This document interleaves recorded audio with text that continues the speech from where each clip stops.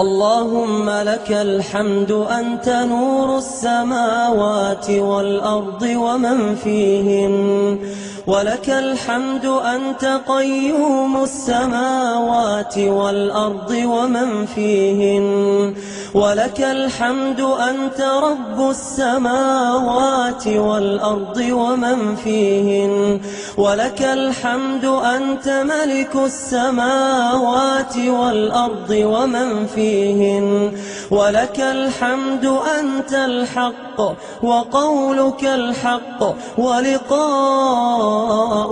حق، والجنة حق والنار